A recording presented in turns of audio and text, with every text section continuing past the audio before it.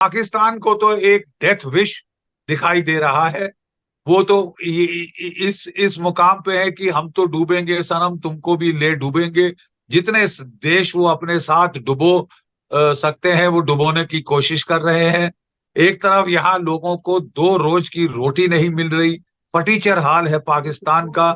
और पाकिस्तान के जनरल आसिम मुनीर जब अमेरिका गए तो वो विक्टोरिया न्यूलैंड से मिले कि किस तरह बांग्लादेश में तख्ता पलट किया जाए, गफलत की जाए।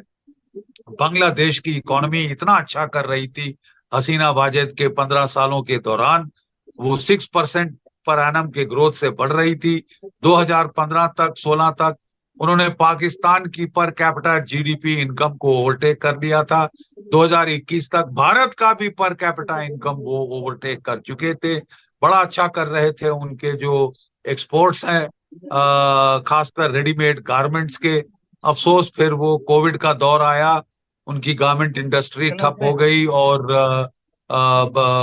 फिर उसके बाद यूक्रेन के युद्ध से तेल की कीमतें बढ़ी तो इन्फ्लेशन और अनएम्प्लॉयमेंट बांग्लादेश में काफी जो है बढ़त हासिल कर गई।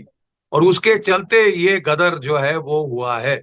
इसका फायदा उठाकर लोगों को भड़काकर पाकिस्तान की आईएसआई ने, जमायत इस्लामी के मदद से पाकिस्तान ने ये बांग्लादेश में तख्ता पलट किया है, केओस स्प्रेड किया है, गदर मच गया है बांग्लादेश की स्ट्रीट्स पर। और जमायत इस्लामी के लोग कह रहे हैं कि साहब हमें तो आजादी पाकिस्तान से नहीं चाहिए थी, हम तो उनके गुलाम अच्छे थे, हमको तो गुलामी पसंद है, हम गुलामी चाहते हैं।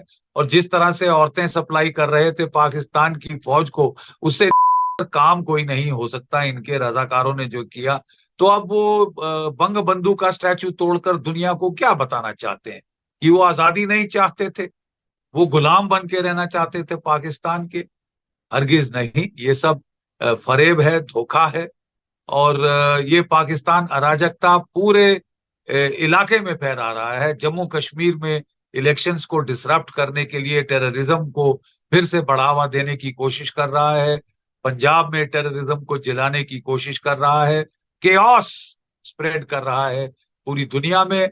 और इसका जो है अंजाम पाकिस्तान को भुगतना होगा। आसार तो बहुत गलत दिख रहे हैं। रशिया यूक्रेन का युद्ध इंटेंसिफाई हो रहा है। अगर नेटो ने वहां हस्तक्षेप और बढ़ाया तो वहां पे न्यूक्लियर युद्ध शुरू हो सकता है, टैक्टिकल न्यूक्लियर वेपन्स का इस्तेमाल हो सकता है। रूस बहुत ही खासा चिढ़ गया है, पुतिन साहब बहुत सख्त नाराज हैं कि उन्होंने जब भी पीस टॉक्स की कोशिश की है, लोगों ने उनका बेवकूफ बनाने की कोशिश की है और जानबूझकर लड़ाई का दर्जे हरारत बढ़ाने की कोशिश की है। वो बहुत सख्त नाराज हैं और वो बदला लेने के मूड में है। और ये बदले की भावना से ये युद्ध का स्तर बहुत आगे जा सकता है, बहुत बढ़ सकता है। जहां तक मिडिल ईस्ट का सवाल है, वहां भी गदर ही गदर है। हिजबुल्ला रॉकेट पे रॉकेट फायर कर रही है और इजराइल पलटवार कर रहा है एयर पावर से। और पूरा ईस्टर्न लेबनान जो है वो तबाह हो गया है। 70,000 इजराइल के जो शहरी हैं वो अपने घरों में नॉर्दर्न इजराइल में वापस नहीं जा सकते।